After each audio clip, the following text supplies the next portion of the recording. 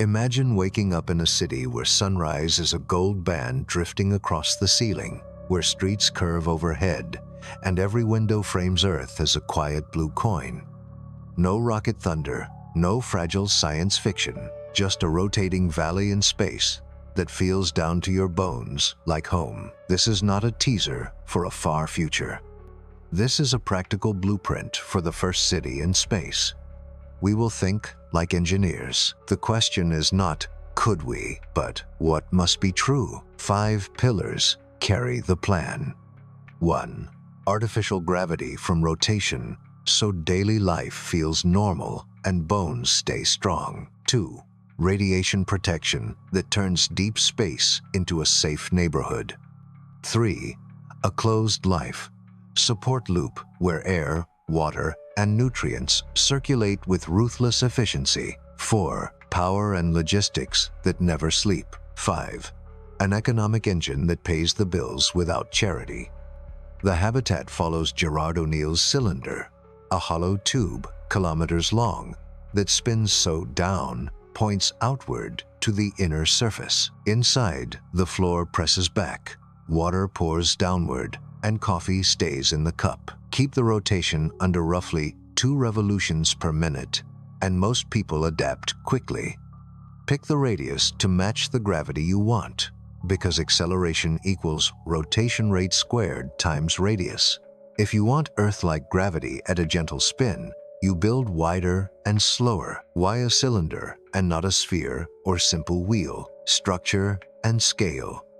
Cylinders hold pressure efficiently and divide naturally into districts, parks, farms, neighborhoods, separated by bulkheads that also act as fire breaks. Pair 2 cylinders on the same axle and spin them in opposite directions to cancel gyroscopic torque, so the city is easier to steer. Between them, angled mirrors fold sunlight inside to make day and night without burning fuel. It's simple optics. Tilt a mirror, summon sunrise. Radiation is the threat that kills most space city ideas. Above the atmosphere, high-energy particles from the sun and from cosmic rays are constant. Our answer is not a force field. It's mass. Wrap the livable volume in a jacket of rock and water, several thousand kilograms per square meter, to push the dose inside toward Earth-like background. Heavy, yes, but we do not need to launch it from Earth. Lunar soil and small asteroid rubble make excellent shields, and in microgravity, moving rock is a bulk logistics problem, not a rocket problem. Spin gives gravity, shielding gives safety, life support gives permanence. The city must breathe, drink, eat, and heal itself. Plants, algae, and microbial bioreactors turn carbon dioxide into oxygen and waste into fertilizer while producing calories. Closed-loop water systems clean every drop until it is indistinguishable from the first time you tasted it. Smart sensors watch trace gases and humidity the way a hospital watches vital signs. Nothing leaves the loop unless it is a product we sell. Power is abundant where the sun hardly sets. Big solar arrays feed high-voltage buses that run homes, farms, and industry. Short eclipses are bridged by batteries and flywheels. Waste heat escapes on black radiators that bloom like wings. Quiet electric thrusters sip propellant to trim the orbit. We are not racing. We are keeping a rhythm so supply ships arrive on time and crews keep a normal week. If this still sounds like a dream, look at what already exists. Humans have lived continuously in orbit since 2000. We recycle air and water professionally. We understand radiation well enough to design around it. None of this is perfect at city scale yet, but the ingredients are on the workbench. Meanwhile, launch costs fall, orbital refueling steps from demo to routine, and robotic construction improves yearly. The distance from someday to start date shrinks. Money matters because a city must pay its own bills. The space city earns revenue by doing things uniquely well. Microgravity manufacturing of crystals and fiber optics. Pharmaceuticals that form purer phases in orbit. Vacuum and cold services for sensors and niche data centers. on-orbit assembly and refueling, and limited tourism that pays its own way. This does not require millions of visitors. It requires steady contracts and predictable schedules. All of this serves something wonderfully ordinary: normal life. Picture a child riding a bike along a river that slowly curves upward toward the horizon. Picture classrooms with windows that show the Earth and Moon together. Picture cafes where tomatoes were grown one neighborhood away, and parks where the sky is a valley of green arching overhead. Markets open on schedule, garbage trucks hum at night, paramedics arrive in minutes. Safety becomes something you forget because it is always there. In this series, we will choose an orbit, size the cylinder, compute the spin, design the shield, and close the life support loop. We will also draft an economic model that survives recessions and elections. The promise at the core is simple: we do not need miracles. We need discipline. Mass is money. Reliability beats elegance. Redundancy is a virtue, not a vice. If you can plan water, power, transit, and waste for a town on Earth, you can plan them for orbit. The one new utility we add is gravity, and even that is just rotation expressed as comfort. Now we begin. We will design for 50,000 residents, set the spin so coffee stays in cups and inner ears stay happy. Wrap the shell in a shield you never think about, and line the inside with farms that taste like home. When the first residents step off a shuttle and look up at a horizon that wraps overhead like a smile, the most surprising part will be how familiar it all feels. This is how a real city in space starts, not with a miracle, but with a blueprint everyone can understand. Before we pour the first kilogram of metal, we pick an address. Orbit is not scenery. It drives safety, sunlight, traffic, and cost. Choose badly, and every other subsystem fights uphill. Choose well, and everything gets simpler. Construction, shielding, power, and the weekly rhythm of cargo ships. There are 4 realistic addresses for a first city: low Earth orbit, geostationary orbit, a near rectilinear halo orbit around the Moon, and the Earth. Moon Lagrange points, especially Lone or L5. Low Earth orbit is close, cheap to reach, and partly tucked inside Earth's magnetic umbrella, which helps with radiation. But it circles Earth every 90 minutes, flies through debris, and sits in the busiest lane of space. It is perfect for research stations and quick-turn experiments, not for a permanent city. Geostationary orbit offers a fixed view and steady sunlight angles from mirrors and solar power, but it lies inside the outer Van Allen belt. The radiation dose is non-trivial, and the orbital neighborhood is crowded with satellites that must keep careful spacing. A settlement that will carry millions of tons of shielding can live here, but every kilogram you add to protect people is a kilogram you must push through a harsh radiation environment. Geo is valuable real estate for communications, not a natural home for families. Near rectilinear halo orbits, like the path chosen for NASA's Gateway, make excellent staging areas for lunar missions. They maintain clean lines of sight to both Earth and the Moon and need modest fuel for station keeping. That makes them ideal for a shipyard, depot, and transfer hub. But a city needs more than staging. It needs nearly constant sunlight, long-term stability, and elbow room for growth. That brings us to the Lagrange points. Earth. Moon Lone sits between Earth and the Moon, about 60,000 kilometers from the lunar surface. It is a logistics crossroads with low delta V from both directions, perfect for catching cargo and refueling tugs. Earth-Moon L5 rides 60 degrees behind the Moon in its orbit, a gently stable region in cislunar space with wide sky and few neighbors. Lone is the front door. L5 is the quiet neighborhood. Our plan uses both. We build and outfit the first habitat at Lone for convenience, then relocate mature habitats to Loft 5 for long-term living. Sunlight and radiation set the tone for daily life. In cislunar space, the sun shines almost all the time. Eclipses by Earth or the Moon are rare, brief, and predictable to the minute. Solar arrays can run almost continuously, and batteries or flywheels bridge the short shadows. Radiation, however, is real everywhere outside low Earth orbit. The answer is mass, not magic. Wrap the living volume in a thick jacket of rock and water, 2 to 5 meters worth, and the yearly dose inside falls toward Earth-like background levels. The moon supplies most of that mass, which we move as gravel, bricks, or water tanks that double as emergency reserves. Distance sets transit time. Earth to Lone takes a few days by chemical propulsion.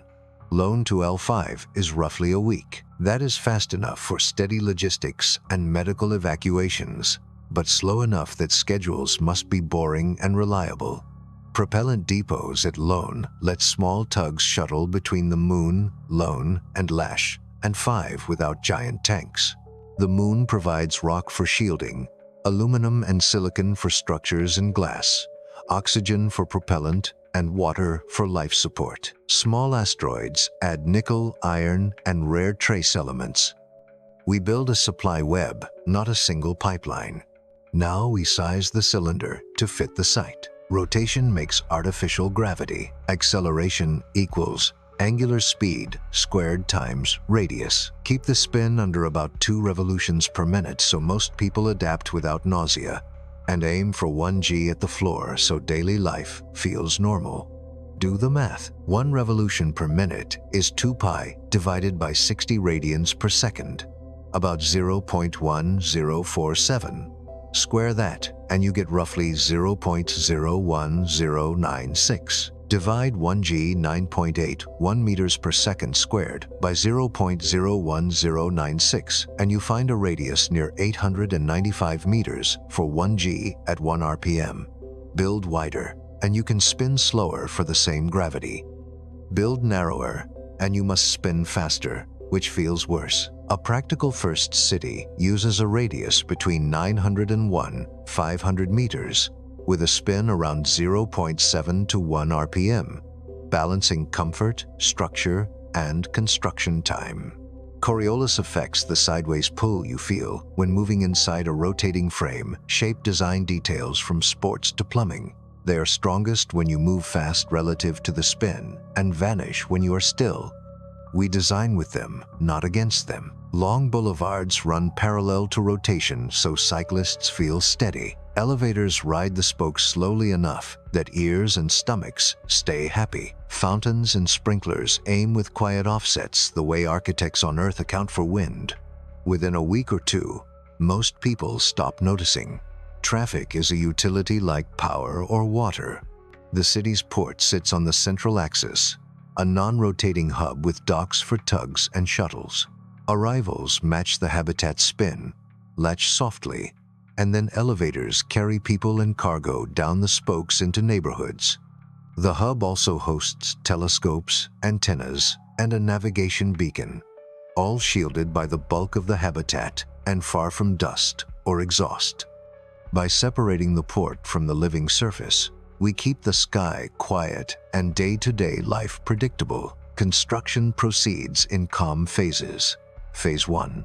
A shipyard at Lone assembles trusses, pressure shells, mirrors, radiators, and power modules using robotics with crew oversight. Phase 2. A wet shake, out where a nearly empty cylinder spins up step by step while instruments map stresses, vibrations, and thermal behavior. Phase 3. Add shielding and balanced rings so the spin stays true. Then install farms, water tanks, neighborhoods, and emergency shelters. Only when the life support loop breathes on its own do the first residents arrive. Later, when the city is full and steady, we schedule a slow transfer to L5 and settle into a quieter orbital neighborhood. Why this address pays off is simple. Everyday calm. Days and nights follow mirrors, not weather. Power is predictable. Supply ships fly simple, repeated paths. Calls to Earth feel immediate, not deep space distant. On that cadence, you can run a grocery chain, a clinic schedule, and a school year without drama. And when a child asks where the city is, you can point to a patch of sky near the moon and say, "They're home." Think of the habitat shell as a building you trust with your family. It must hold air the way a dam holds water, spin like a quiet wheel, shrug off micrometeoroids, and carry enough rock to knock radiation down to background. If the shell is right, life inside homes, farms, parks feels ordinary. Two forces set the rules: internal pressure and rotation. Pressure tries to burst the cylinder. Rotation keeps the floor under your feet. At 1 Earth atmosphere, pressure is about 100,000 pascals on every square meter. In a 1-kilometer radius cylinder, that becomes serious hoop stress. A simple guide is stress, pressure, cherons, radius, wall, thickness. We ease the load by running a lower cabin pressure with more oxygen, about 60 to 70 kilopascals, with roughly 30% oxygen, and the rest nitrogen plus a dash of argon. That trims structure without compromising health. Rotation adds a different kind of tension. At roughly 1 revolution per minute and a radius near a kilometer, the rim speed is a bit over 100 meters per second. With generous safety margins, a metallic pressure liner and ribs, backed by a carbon fiber tension belt, carry that load quietly for decades. Metals give ductility and easy repair. Composites offer strength to weight a welder cannot match. We do not pressurize the whole mass. The people space is a thin, airtight liner supported by ribs and stringers. Think an aircraft fuselage scaled up. Outside it, standoffs hold the radiation shield, 2 to 5 meters of modular water tanks and lunar gravel. The gap between shield and liner is vacuum, an insulated robot crawl space, and a superb fire break. Shield modules bolt on in balanced rings so the spin stays true. Micrometeoroids and debris are a headline worry in low Earth orbit.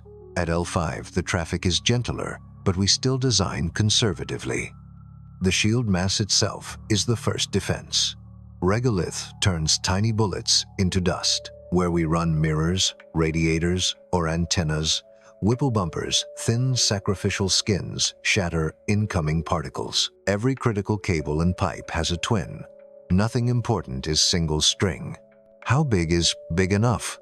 For 50,000 residents, a radius near 1,000 meters and a length around 3 kilometers yields about 19 square kilometers of inner surface, roughly 370 square meters per person.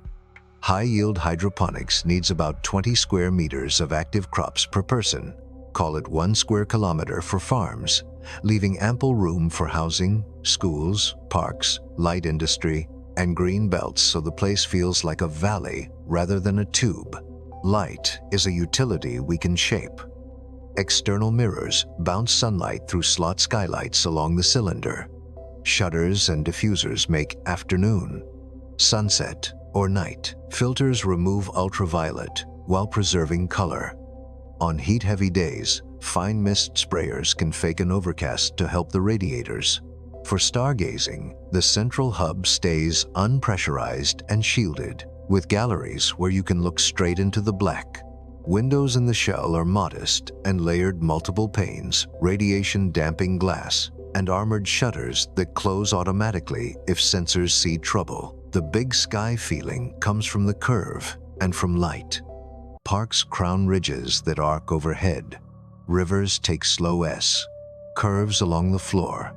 Terraces face uphill toward hanging forests that are simply your neighbor's valley on the far side of the spin. Safety is architecture, not a sticker. Bulkheads, every few hundred meters, form pressure compartments with quick closed doors. Stairwells and elevators ride the spokes inside hardened shafts. Each landing opens into a refuge with emergency air, water, medkits, and comms. Ducts move smoke one way and fresh air the other. Dampers can isolate a single unit without choking a whole block. We avoid flammable finishes, use self-extinguishing plastics, and route power and fiber in separated raceways with automatic shutoffs. The atmosphere is tuned for health and maintenance. Slightly lower total pressure means fewer leaks and lighter structure. Higher oxygen fraction avoids breathless hallways. We keep humidity between 40 and 60% and scrub trace compounds, ammonia, formaldehyde, cooking volatiles with catalytic filters and plant walls. Sensors watch carbon dioxide room by room and nudge vent fans before anyone notices. Noise matters in a metal world. Floors float on dampers. Machinery districts sit uphill, and heavy pumps mount on vibration. Isolated frames. Night mode dims lights and slows public fans.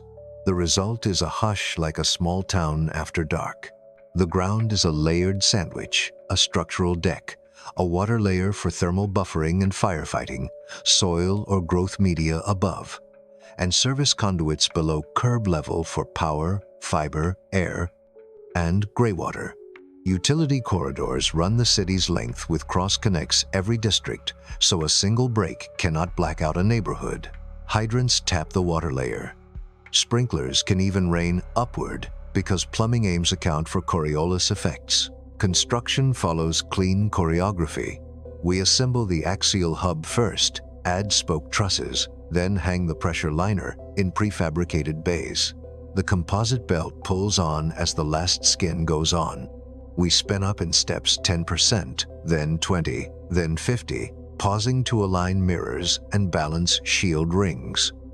Robots roam the vacuum gap with ultrasonic gauges. Only when the liner passes leak, down tests do farms and neighborhoods move in. The last piece is grace under failure. If a compartment loses pressure, doors close, fans reverse, sprinklers mist, and residents walk uphill to a refuge in shirt sleeves. If a mirror jams, LEDs in the ceiling keep daylight running. If a pump quits, 3 others shoulder the load. The city never balances on a single part, the only way to feel safe enough to forget the nearest airlock. A city survives when its loops close. Air must come back as air. Water must find its way home to the tap. Food must be grown, eaten, and returned to the soil as nutrients, not trash. We do this with 2 stacked systems, a living loop of plants, microbes, and aquaculture that makes life pleasant and resilient, and a hard loop of machines, filters, reactors, pumps that keeps the numbers safe even on a bad day. Biology gives grace. Engineering gives guarantees. Start with air, because comfort is a breath-by-breath promise. An adult uses about 1 kilogram of oxygen per day and exhales roughly the same mass of carbon dioxide. Our farms and algal panels take that CO2s and turn it back into oxygen while building sugars, oils, and protein. We set the habitat's oxygen partial pressure to feel like sea level, with total cabin pressure trimmed lower to lighten structure. Sensors watch everything O2s, CO2s, trace organics, and nudge fans and dampers before anyone feels stuffy. Plants do most of the oxygen work, but we keep a full mechanical backup. Regenerative scrubbers pull CO2s with sorbents that release it on schedule into greenhouses or into a chemical loop that can recover oxygen if needed. Electrolyzers crack water into hydrogen and oxygen. Sabatier reactors can combine hydrogen with CO2s into water and methane you can burn for heat or store as fuel. We bias toward botanical elegance when the sun is shining, and toward machinery when crops are being rotated or a greenhouse is offline for cleaning. Water is the city's blood. A person in a modern, efficient home can live comfortably on 50 to 70 liters per day when recycling is tight. Nearly all of that returns. Shower, steam, sink, drains, laundry, even breath. Gray water is filtered, polished with membranes, and touched with ultraviolet or catalytic oxidation until it is clear and safe. Black water meets anaerobic digesters that turn organics into biogas for heat and then into clean, mineral-rich water. Nothing goes overboard. Everything returns to the loop. Storage is security, so we keep weeks of potable water in shield tanks that double as radiation protection. The plumbing is zoned like a city's power grid loops, bypasses, and cross ties, so no single break drains a district. Dew condensers pull humidity from the air to keep homes comfortable and feed the purification train. On a hot day, you might notice a cool draft in a corridor. That is the water loop sipping heat away from the valley and sending it to black radiators facing deep space. Food is not just calories, it is culture. A steady diet must satisfy taste, texture, and memory, or people cheat the loop. We split agriculture into 3 bands. High-efficiency hydroponics and aeroponics produce leafy greens, herbs, berries, vine crops, and quick-turn vegetables with spectacular yields per square meter. Soil beds and park farms grow grains, legumes, and root crops for bread, noodles, tortillas, and stews, the foods that feel like home. Aquaculture tanks raise tilapia or trout. Their water feeds plant beds through biofilters, closing nitrogen loops in an elegant dance. Protein variety matters, so we layer options. Beans, peas, and lentils fix nitrogen with help from friendly microbes. Mycoprotein mushroom-derived meat adds chew and complete amino acids with low land and water use. Dairy-style products come from plant milks cultured into yogurt and cheese. If the community approves, insect farms can turn plant waste into crunchy protein and chicken feed. If not, we lean harder on legumes and fish. Kitchens get a predictable mix of staples and a seasonal wave of specials, so menus never feel like ration cards. Light is the clock. We use real sunlight bounced inside for diurnal rhythm, but we pair it with LEDs tuned by crop red and blue dominant with a hint of green for human eyes. Pollination is handled with bumblebees where practical and with gentle airflow, or robotic wands where insects are a risk. Integrated pest management refuses monocultures. We rotate crops, interleave species, and use biocontrols, ladybugs, lacewings, beneficial fungi long before we reach for a sprayer. Healthy diversity is easier to maintain than to repair. Waste is a design failure only if you let it be. Kitchen scraps and plant trimmings go to digesters or composters, returning carbon and minerals to the fields. Urine is liquid gold. We strip ammonia for fertilizers and recover phosphorus as struvite crystals. The rest becomes clean water. Plastics are sorted. Those we cannot reuse are pyrolyzed into waxes and oils for industry. Metal shavings return to the foundry. Paper lives many lives before it becomes biochar and a soil amendment. Every bin has an endgame that feeds the loop. The city's microbiome is as real as its skyline. We seed buildings with friendly microbes on purpose and design ventilation to avoid dead zones where mold wins. Hospitals, schools, and farms have their own air handling rules, with pressure offsets that steer germs away from crowds. Quarantine for new cargo and seedlings is normal, not dramatic. A small genetics lab tracks pathogens and beneficial strains. A seed vault and spore bank sit cold in the hub, so the community can reboot crops after any mishap. Nutrition meets psychology where spice racks live. We budget micronutrients with the same rigor as oxygen, iron, zinc, iodine, selenium, and the B vitamins counted and buffered. Some minerals we mine from lunar rock and asteroid regolith. Others ride steady resupply in kilogram lots, because it is cheaper than redesigning chemistry. Chefs get a voice in crop planning, so harvests match recipes. Cafes anchor neighborhoods, bread ovens and tea kettles export comfort into hallways where kids run and elders linger. Agriculture shares space with life. A morning jog traces a path along berry hedges and basil rows. Classrooms open onto seedling trays where third graders learn photosynthesis by smell. Quiet benches hide in citrus groves that mark the hilltops of each district. On market days, mirrors swing to a brighter noon so tomatoes shine and people linger. The farms are not a fenced-off factory, they are the civic heartbeat. Reserves make everything boring in the best way. We keep months of staple calories in shelf-stable forms: grain, oil, dried legumes, powdered milk analogs, so a harvest glitch never becomes a panic.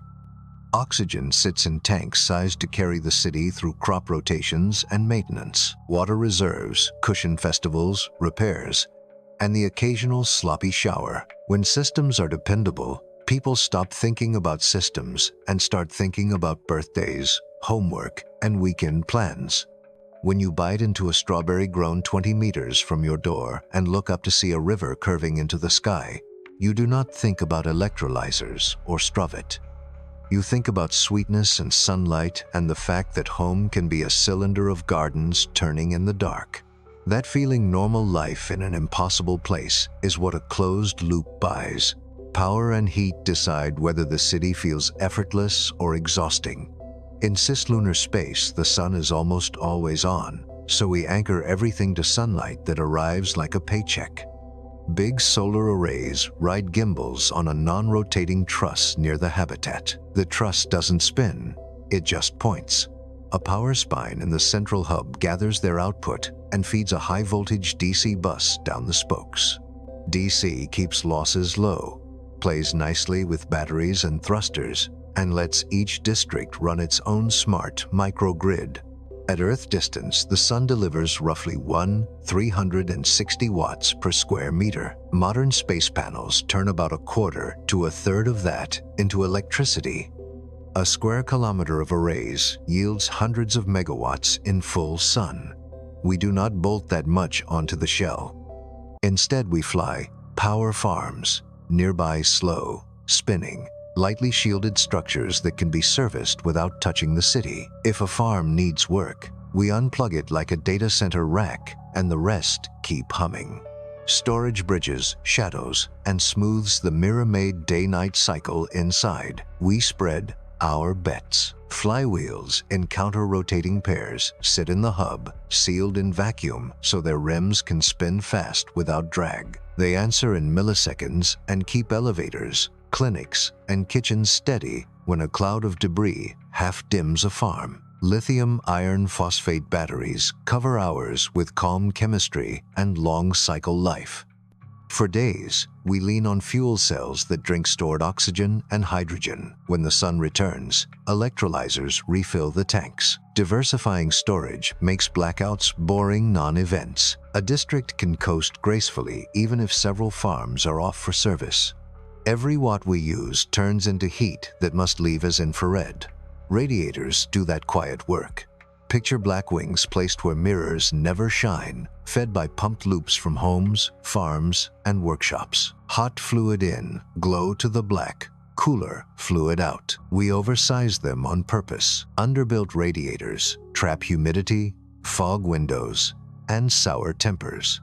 For Spike's harvest days, festival nights, we add phase change tanks that melt and later freeze, shaving peaks so the wings never overheat. Daylight and heat share the same optics. At afternoon, the heliostats tilt to lower intensity so kitchens and classrooms do not cook. At night, they fold almost shut, and ceiling LEDs keep circadian timing without dumping much heat into crops. If a mirror jams, the grid barely blinks.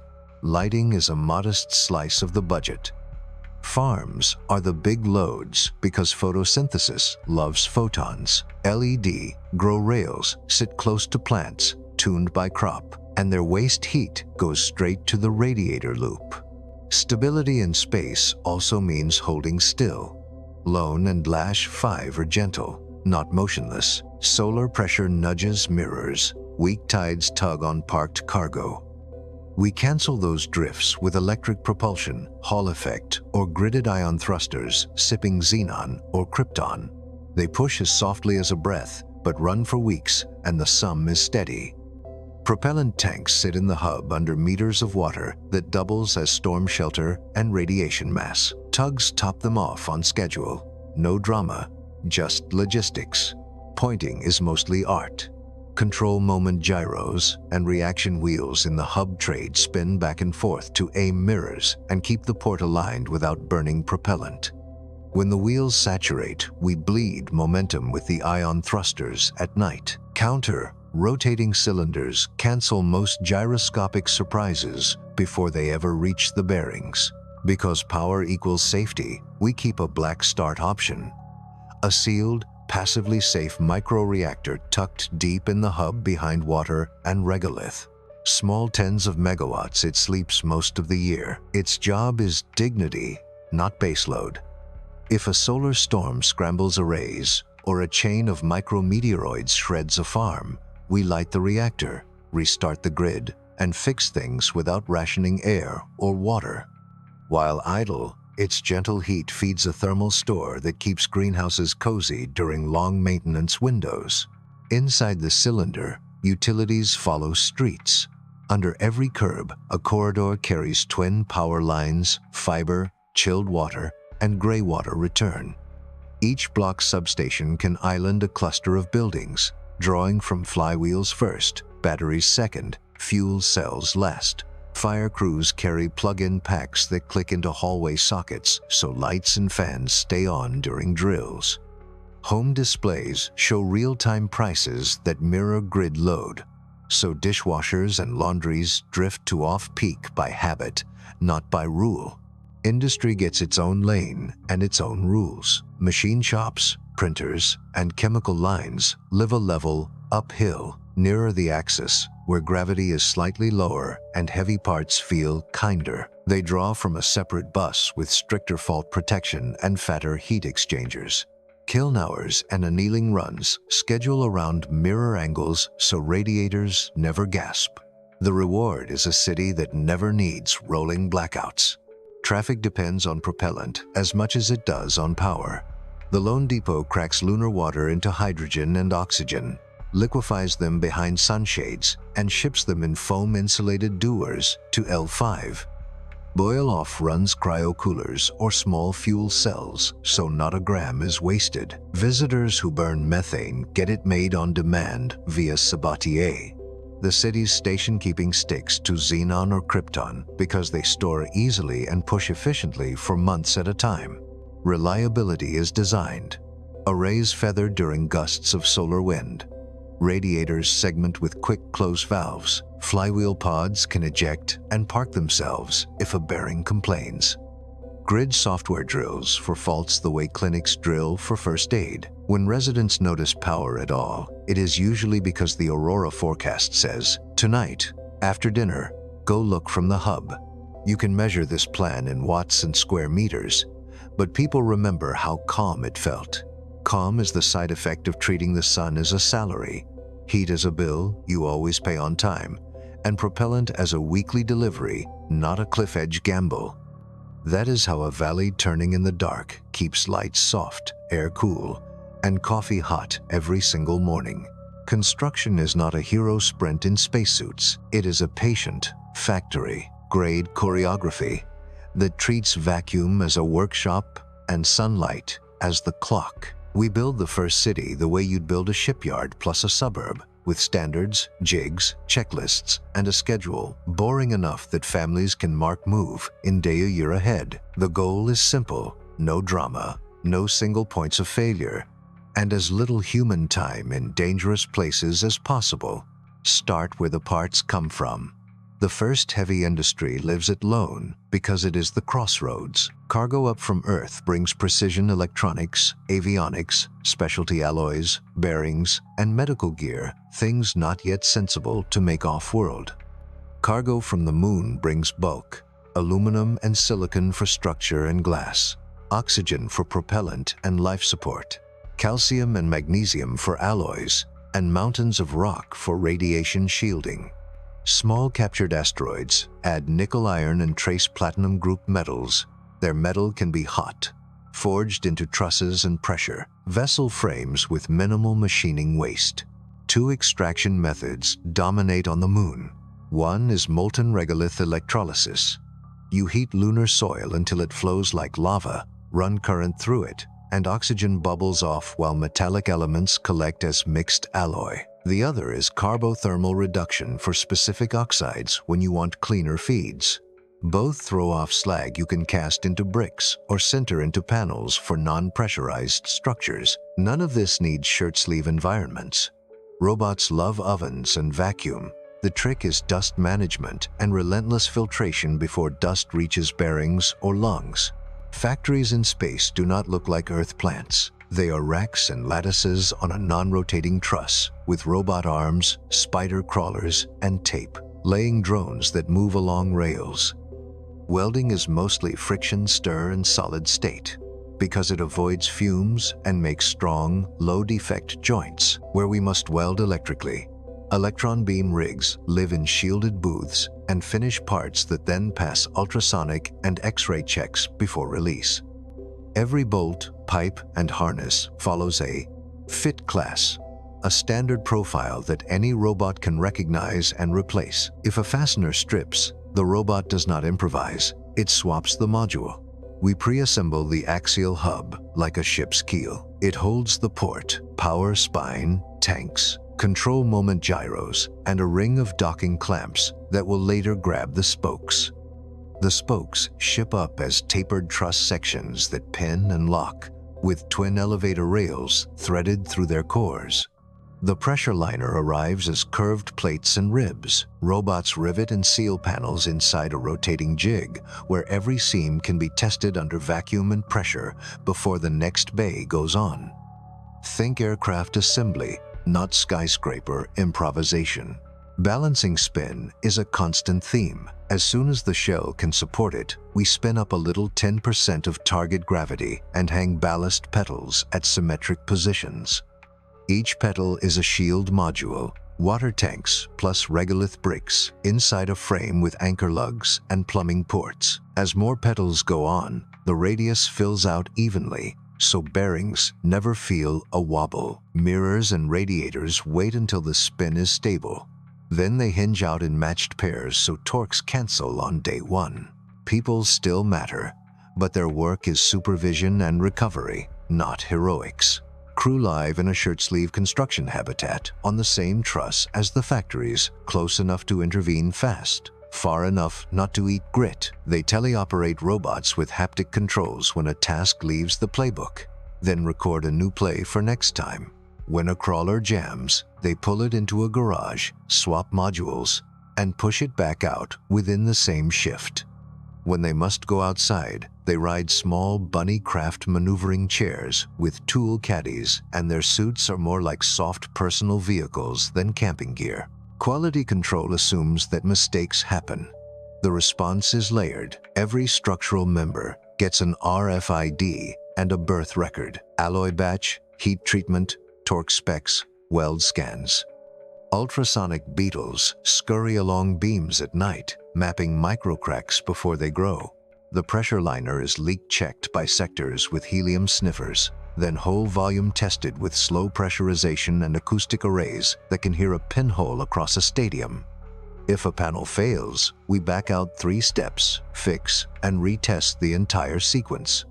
Regression is cheaper than mystery.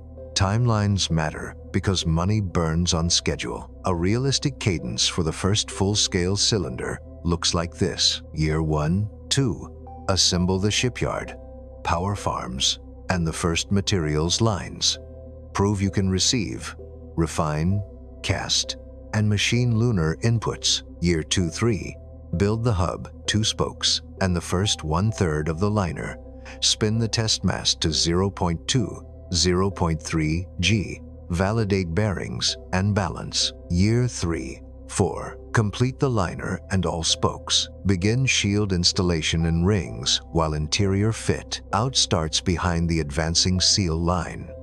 Year 4, 5. Radiators, mirrors, farms, water tanks, and district utilities come online. Close the life, support loop, and run the habitat crewed for 6 months. Only then do the first residents arrive, a few hundred at first, scaling to a few thousand as districts open.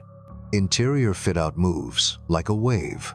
The structural deck goes down first, then the water layer and service conduits. Housing frames bolt in, leaving central shafts clear for ducts and risers. Farms follow hydroponic racks closest to utilities, soil beds on terraces that double as neighborhood parks, fish tanks tucked uphill, where slightly lower gravity helps with loading and maintenance. By the time a district opens, cafes are baking bread and classrooms have windows that actually face a river. Moving rock is a bulk logistics problem, not a rocket stunt. Tugboats haul shield modules from a lunar mass driver to loan and then onto the build site. The tug cycle is boring on purpose. Latch, burn gently, coast, brake, dock, unload. Repeat. Every tug has a twin. Every route has spares. When a solar storm warning pings, tugs shelter behind their own cargo mass or ride out the event, docked to a water tank berm. The worst enemy of schedules is novelty. We kill novelty with rehearsal and duplication. Growth is modular. A 2-cylinder city doubles capacity with familiar parts and familiar software. New cylinders bolt to the same hub, share power farms, and add radiators like extra wings. If residents vote for more parks and fewer factories, the next cylinder gets more skylight and fewer loading docks. If demand for on-orbit assembly booms, the new build skews toward workshops uphill, where a little less gravity makes heavy lifts feel ergonomic. We do not finish the city. We freeze the design long enough to learn, then revise. The first year of habitation will produce a list of annoyances no committee foresaw. Door closers that fight Coriolis, a plaza that funnels wind, a hydroponic bay that lures too many bees into a school. The build team treats those as the next sprint, not as blame. We add baffles, tweak nozzles, swap plant varieties, and roll the fixes into version B of the manuals that guide the next cylinder. And when the first cylinder hums, we quietly plan the move to life. The habitat can relocate under its own ion thrusters, but there is no medal for doing it alone. We book a convoy. Tugs push from the nose while the habitat's thrusters keep the mirrors and radiators trimmed. Families keep their routines. Cafes post novelty cookies called transfer orbits. Weeks later, the city settles into the quieter neighborhood it was always meant to call home. That is the shape of construction that scales. Industrial where it should be, human where it matters, and always more choreography than heroics. The result is not a miracle. It is a place that opened on time and stayed open. Cities work when they feel legible. You step outside, know where the light is, how to reach the market, how long a trip will take, and where the noise sleeps at night. Our first space city follows that rule. A quiet central hub for ports and utilities, an urban ring for neighborhoods, and a green spine of farms that stitch districts like rivers once tied towns.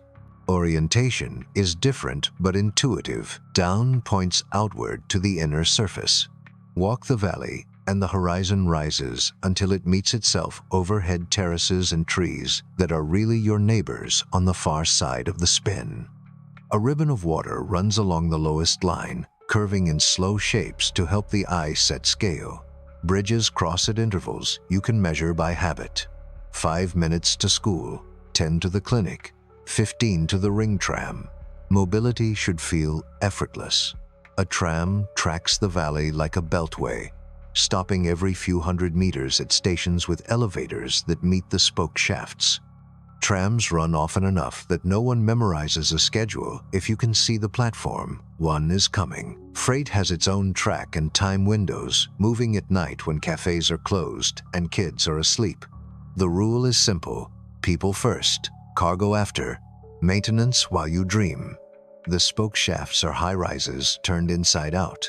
Paired elevators glide on counterbalanced rails, one for people, one for freight. Look up and see the hub, a fixed ring of docks and antennas. Look down, and the world curves green. At the top, the hub concourse is calm, with customs, a transit hall, workshops, and galleries where you can look straight into the black. Streets are for feet, wheels, and conversation. Sidewalks and bike lanes own the river's edge. Small electric runabouts use a service lane.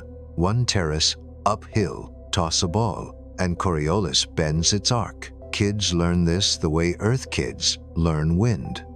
Sports adapt with curved lane tracks, offset hoops, and frisbee that rewards playing the spin.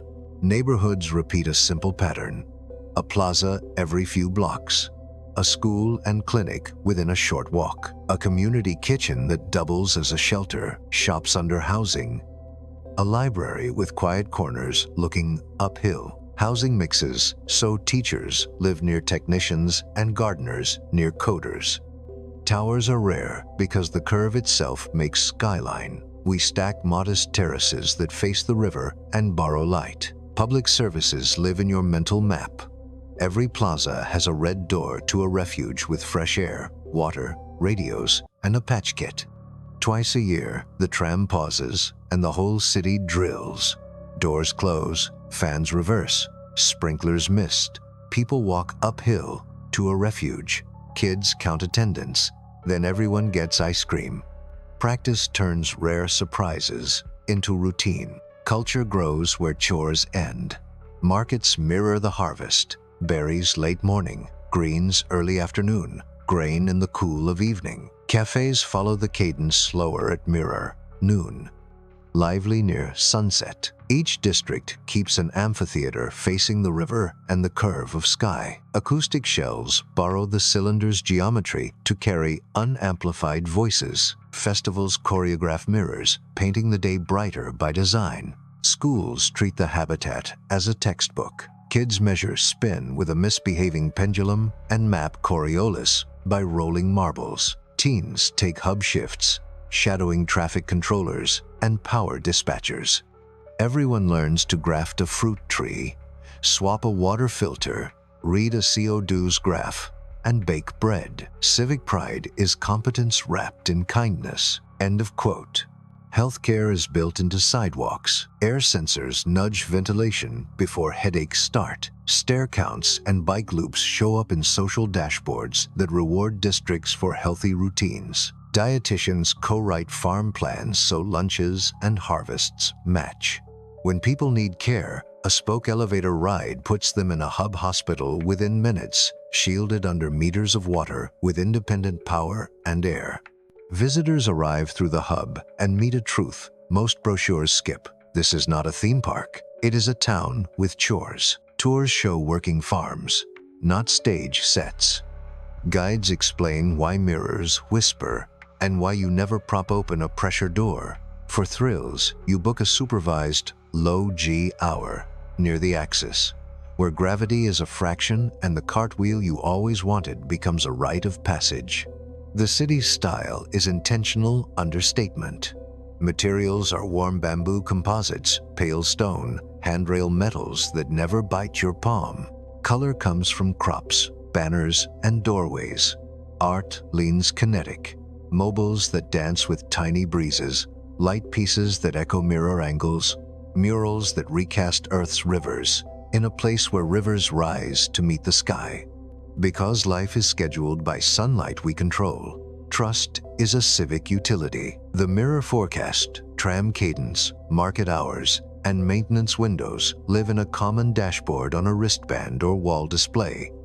Nothing is a surprise unless you ask to be surprised. A city that tells the truth about itself earns the resource every frontier needs most: patience. Walk home at evening, cross a small bridge, and look up. Trees become lanterns, and beyond them, the hub's faint line glints like the slow second hand of a clock. This is how a space city feels when it works. Legible, light on its feet, and humane enough that you forget most days how strange it is. Money is not the villain of a space city. It is the oxygen that keeps the lights effortless. The first rule is simple. This place must pay for itself with services and products that are better in orbit than on Earth. Charity builds outposts. Cash flow builds neighborhoods. We stage the economy so revenue appears early. Phase 1 during construction earns money as a shipyard at loan. We sell dockyard as a service to agencies and satellite firms. Precision bays, teleoperated robots, metrology and hard vacuum, clean power, safe berths. Need to bolt a telescope, refit a tanker, or attach a propulsion module. Rent our bay and crew. The invoice lands before the ribbon is cut. Phase 2 starts the day the first cylinder breathes. Logistics and fuel. We crack lunar water into oxygen and hydrogen at loan, liquefy behind sunshades, and run a pipeline of cryogenic propellants to L5. Clients pay for storage, QA, and transfer. Think a highway fuel stop with lab-grade pumps. We also lease tugs so smaller operators move cargo without buying a fleet. Margins are slim per kilogram, but the volume is steady and contracts run for years. Phase 3 grows with residency, manufacturing that favors microgravity and perfect vacuum. Start with tiny mass, high-value goods that are hard on Earth, specialty fiber optics, precision optical cavities, ultra-clean films, semiconductor wafers annealed without sag, and research batches of protein crystals. Not all will scale. That is why we treat them as a pipeline. The city leases lab suites, provides test time, and takes warrants or royalties when a process graduates to production. Orbital servicing is the headline earner because the market already exists. Satellites die early for fixable reasons. Empty tanks, jammed hinges, a failed board behind armor. Our pit crew sends teleoperated units from the hub to inspect, refuel, swap cards, free stuck wings, and nudge clients into new orbits. Operators extend fleet life by years. We take a cut of the avoided replacement cost. For heavy jobs retiring dead mass or building large antennas, we run tow trucks and construction barges from the hub yard. Debris removal becomes a business with performance bonds. Launch clients pay into an escrow. When our tugs deorbit or recycle a derelict, the bond pays us. If no mess appears, the client gets most back. Insurance underwrites the pool and keeps incentives straight. Tourism is limited and priced accordingly. A few hundred visitors a month stay in guest districts that do not intrude on neighborhoods. They buy a supervised low-G hour at the hub, take a safety briefing that matters, and eat food grown meters away. High yield, low footprint, minimal risk. Vacuum itself is an export. Labs rent free vacuum chambers, no pumps, just shutters that open to space for coatings, ultra-pure films, or bakeouts. Edge compute for space hardware lives in the hub. Satellites beam raw data, get it cleaned and compressed, and receive back only what matters. Surplus solar power also sells.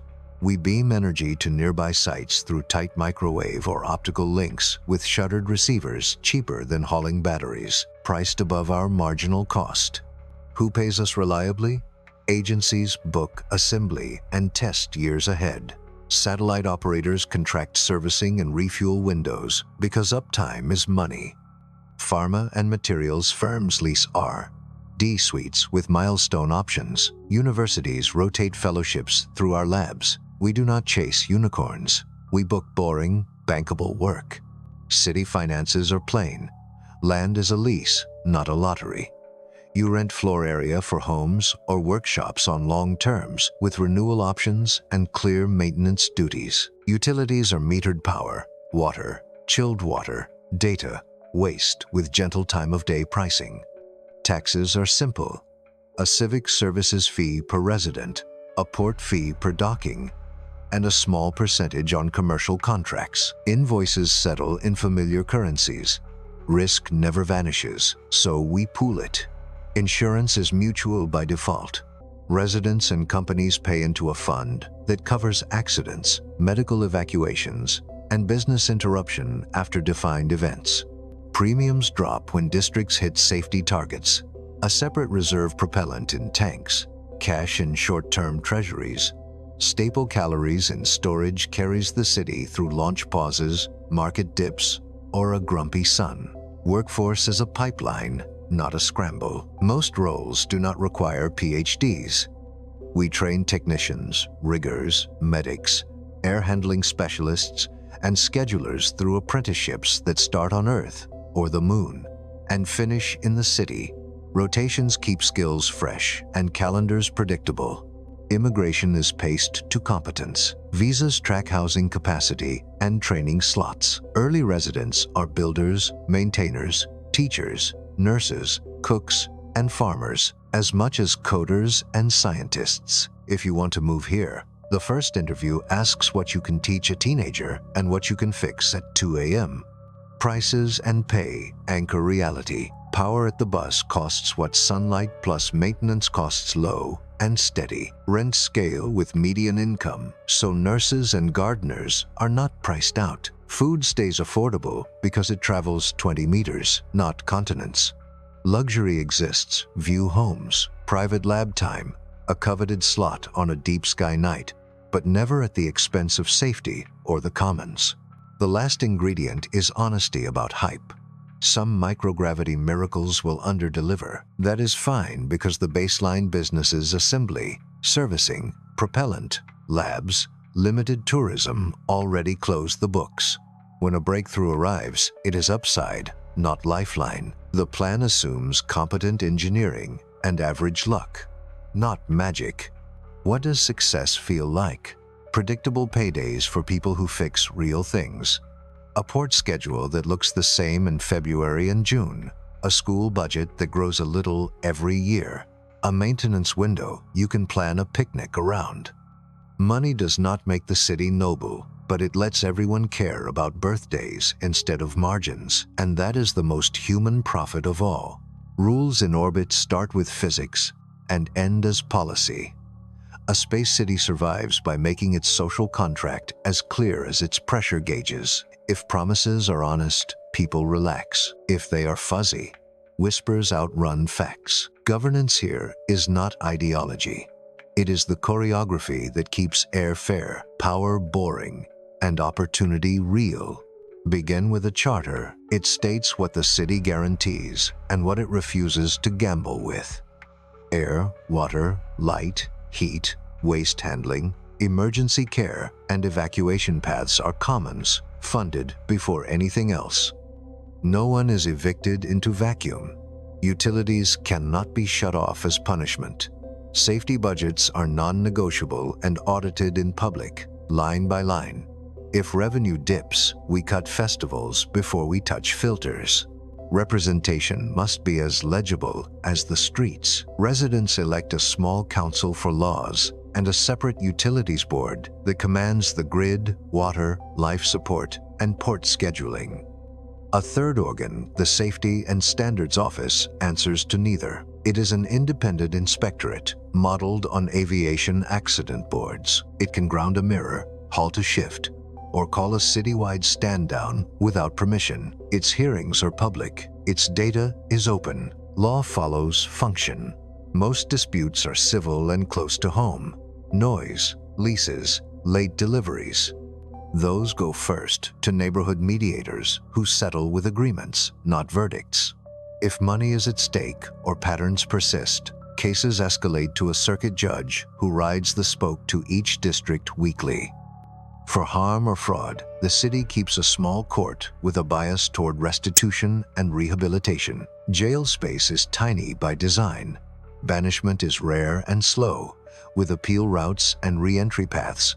Work is regulated by the clock. Tasks near the hub that use ladders, vacuum locks, or heavy machinery have maximum shift lengths, mandatory rest, and fatigue checks. Every crew member carries an exposure ledger that tracks time in loud zones, low G zones, and confined spaces. Software prevents supervisors from working a star employee hot week after week. Unions organize freely. Apprenticeships are paid and capped in class size, so mentors actually mentor. Conflict of interest rules are strict. No council member can hold a controlling stake in a port vendor or habitat contractor. Major contracts carry sunset clauses and open interfaces. The city owns the standards, the bolt patterns, data schemas, maintenance intervals, and vendors compete on execution. If a supplier stumbles, a competitor can swap in without redesigning half the habitat. Data belongs to the people who create it unless safety is at stake. Personal health, movement, and communications are private by default. Air quality, CO2s, noise maps, mirror positions, port queues, and budget flows are public by default. When sensors watch a block for smoke or ammonia, their raw logs are encrypted and deleted on schedule. Only alerts and trends persist. The safety office can pierce privacy for a defined investigation window, then must seal and audit its own access. Elections and referenda are calendar items. Ranked choice ballots keep campaigns calmer. Proxy voting covers residents on long hub rotations or lunar trips, with secure drop boxes in the port concourse. Schools host debates because kids learn civics fastest when the topic is the air they breathe. The city signs no war. By charter, we refuse military basing and weapons beyond what is needed for rescue and traffic control. We do, however, host police with polite powers. De-escalation training, strict warrant rules, and a duty to render medical aid before any other task. Most officers are also EMTs. Accidents get sunlight. After an incident, say, a pump cavitates and a block loses water, the safety office posts a preliminary note within 24 hours. What happened? What is safe now? What remains unknown? Within 30 days, the board publishes a probable cause report with plain language fixes and any design changes. No blame theater in public. Accountability happens in process reviews, and, when needed, the boring court. Speak up early is policy, backed by strong whistleblower protection. Citizenship is by contribution, not by birth star. Residents commit to a minimum of civic hours, teaching, drills, maintenance, market setup, or pay an opt-out fee that funds the same. New arrivals spend a probation year paired with mentors and complete a safety curriculum that ends with a human test. Demonstrate a spoke, elevator evacuation with a child on your hip and one hand on a stranger's shoulder. If you cannot do that calmly, you are not ready to live here. Intergovernmental ties stay practical. The city registers hardware under a flag state, carries liability insurance that honors international conventions, and obeys rescue obligations for visiting crews. Disputes with Earth firms go to arbitration in agreed venues before anyone calls a press conference.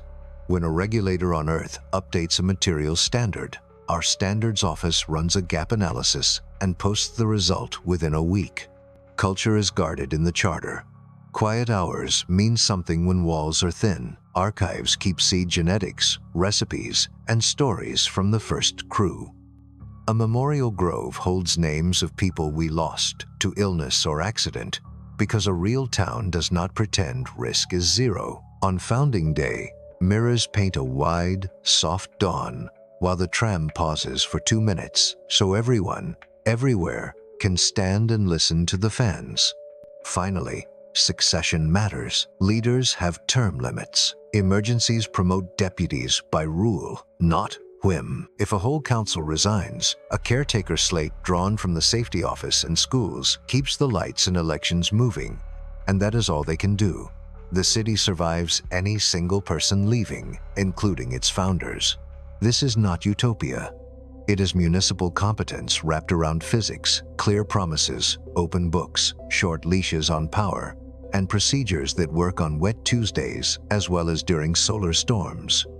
People can love a place like that. They can raise children there. They can forget, most days, that home is a valley turning in the quiet between Earth and Moon. Bodies and minds are the real infrastructure. If people thrive, the city thrives. If they fade, no amount of steel will save it. Human factors are not later. They are part of the blueprint, written in pulse rates, sleep cycles, and the laughter that tells you stress is under control. Artificial gravity carries most of that load. At roughly 1 g on the valley floor, walking feels normal and coffee behaves. There is a gentle gradient. Climb a spoke toward the hub, and you feel lighter. Rehab clinics and training gyms live partway up the spokes, where gravity can be selected from 1 to 0.6 g by choosing a floor. Therapists use that gradient for joints, backs, and post-surgical recovery. The inner ear is the picky partner. In the first days, Coriolis can make quick head turns feel odd, especially on stairwells and playgrounds. We teach slow eyes, slow feet at move, in, give new residents gentle tasks, and schedule the week around rest. Most adapt within days. Those who need more time get anti-nausea patches and jobs that stay parallel to rotation until their vestibular system relaxes. Light runs the brain's clock. Mirrors set a 24-hour day with soft dawns and long golden evenings. Ceiling LEDs shift spectrum toward warm at night, so screens don't punch holes in sleep. School starts after a bright morning hour that wakes teenagers properly. Night shift workers live in districts with extra thick curtains and white noise walls. Radiation in the valley is tamed by meters of water and rock, but we still track exposure because biology is conservative. Every resident wears a passive dosimeter that resets yearly. The safety office posts cumulative dose curves for the city, and the hospital counsels people who take hub shifts, solar array work, or long trips. Pregnancy gets special rules: preconception consults, trimester, specific dose budgets, and prenatal work restricted to the deepest shielded districts. Healthcare lives both downhill and at the hub. Neighborhood clinics handle family medicine, dental, mental health, and vaccines. The hub hospital takes surgery, imaging, dialysis, and intensive care. Operating rooms stay at 1G because blood behaves and anesthesia is familiar there. For tricky cases, surgeons use robot assists with haptic feedback, while specialists on Earth join by tight beam link. If a storm scrambles comms, the hospital carries authority and supplies to act alone. Supply chains are premeditated. Pharmacies stock months of essentials. Biologics and some chemo agents ride a cold chain tucked behind water tanks. The hospital keeps a lifeboat list of meds and consumables sized to outlast a rare launch pause. The trauma bay trains in low-G mock-ups because hub incidents are unusual but non-zero. Evacuation to Earth is measured in days. We fly only when care on board is clearly worse than care in place. Mental health is architecture plus habit. Green is everywhere you can sit. Corridors bend gently at plazas, creating eddies where people naturally slow. Community kitchens host classes because cooking together makes strangers into neighbors. Counselors are easy to reach and boring to visit. That is the point. Loneliness is treated like a leak. Find it, fix it, check again. Children are citizens who happen to be short. Schools own a slice of the farm, so science smells like basil and soil. PE teaches space games, curved lane sprints, uphill climbs, and access play where a minute of near zero G is a treat earned by drills and safety checks. Infants live and sleep in 1G zones. Access play is brief and supervised. Aging looks different when stairs are optional. Elevators are everywhere. Sidewalks are smooth, and gravity therapy can ease joints without narcotics. Falls still matter, so handrails are plentiful, shower floors grippy, and smart shoes whisper if gait grows risky. Hearing loops in public spaces keep conversations comfortable. End-of-life care has a view of the hub and, by tradition, a small window to the black. Infection control is civic literacy. Air systems bias flow from homes to farms to radiators, not the other way. When a cough season spikes, mirror timing staggers market hours, so crowds thin without scolding. If a pathogen escapes quarantine, rare, but we assume it once case managers follow scripts honed by drills. Isolate, notify, feed, and keep bills off the patient's mind.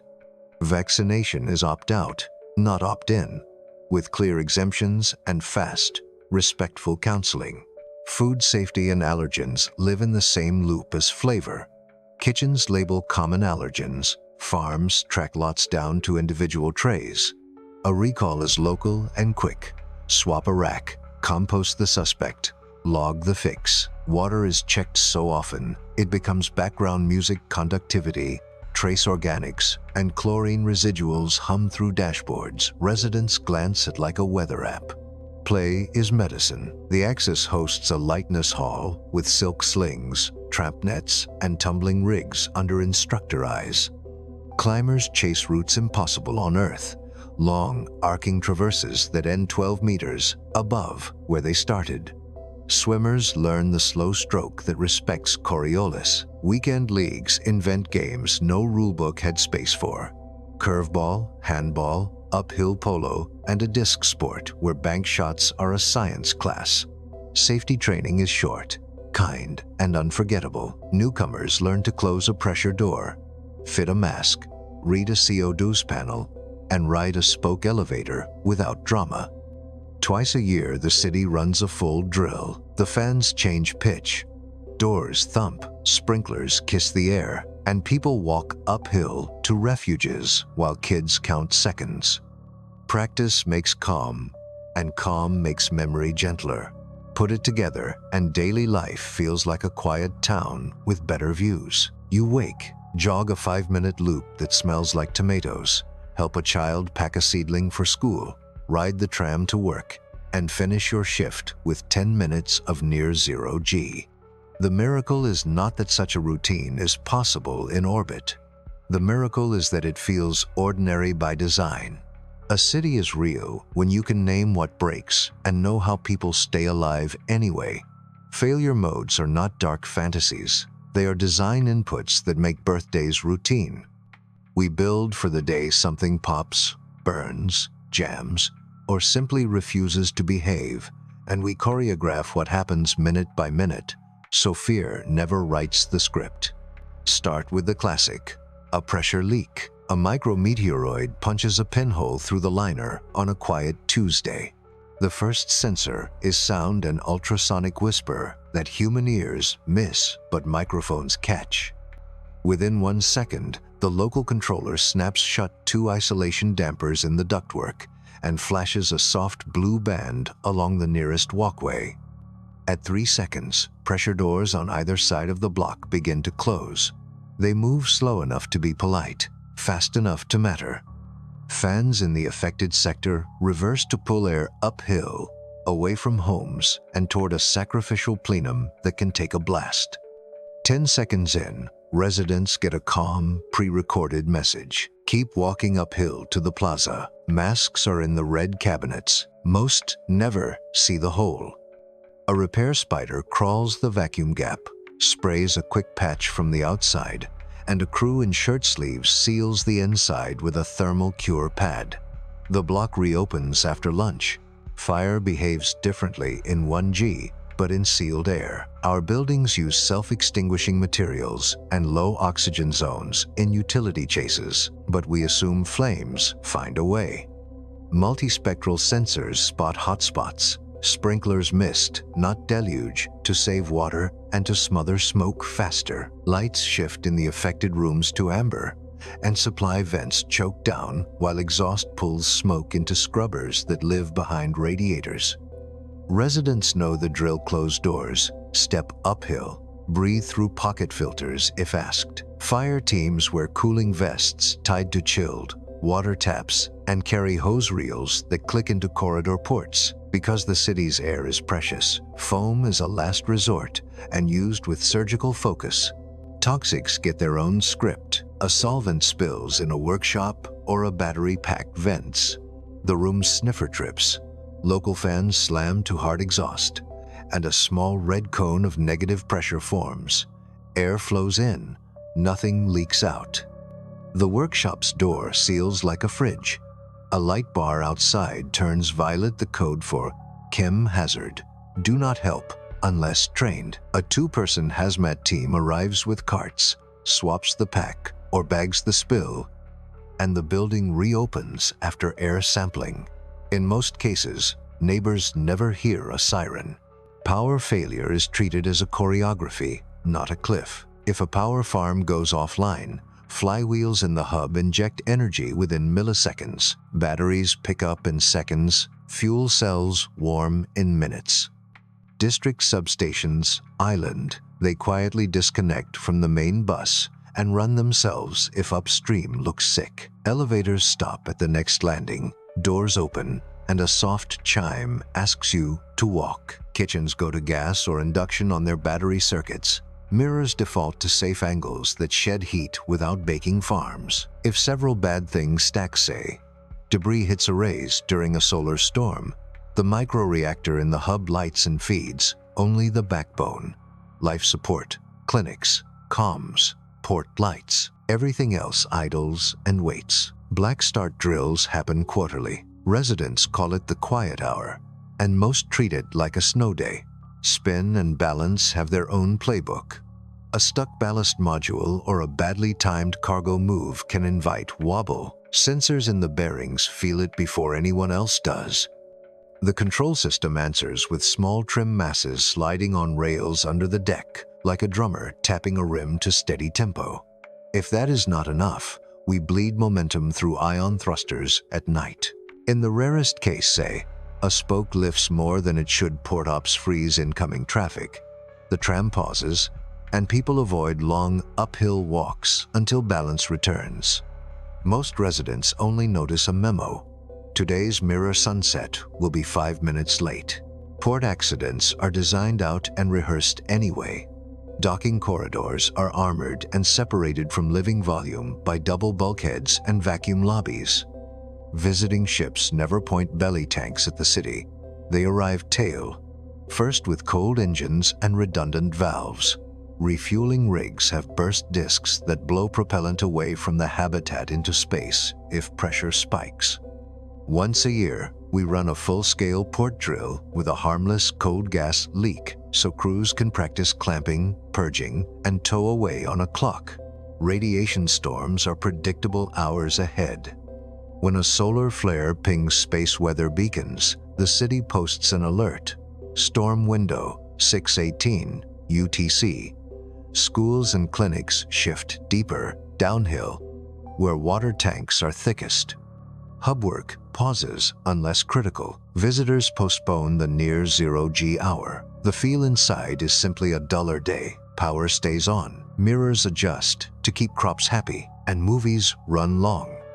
Afterward, dosimetry gets an extra glance. The point is not panic. It is calories, stories, and patience. Disease outbreaks are handled like smoke. Steer flow, isolate early, keep dignity intact. When cough season rises, mirror timing and market hours stagger to thin crowds. Positive test? A case manager messages the household within minutes with a grocery plan, paid leave, and a telehealth slot. Ventilation in that block tilts from homes toward farms and then radiators. If an unfamiliar bug appears, the safety office posts clear curves and plain words daily. People are more generous when they are not being guessed at. Cyber failures are treated as weather, not mythology. Critical systems, air handling, pressure doors, power relays live on physically separate networks with dumb, verified endpoints and analog fallbacks. A malware scare might darken a plaza screen but cannot open a pressure door. Software changes ride in on a weekly train with checklist rollbacks. Red Team students included hunt for holes and get paid to be annoying. Sabotage sits on the list because adults make cities. Access controls are layered. Badges, biochecks, and a partner rule in high-consequence rooms. Anomaly detection watches for strange patterns.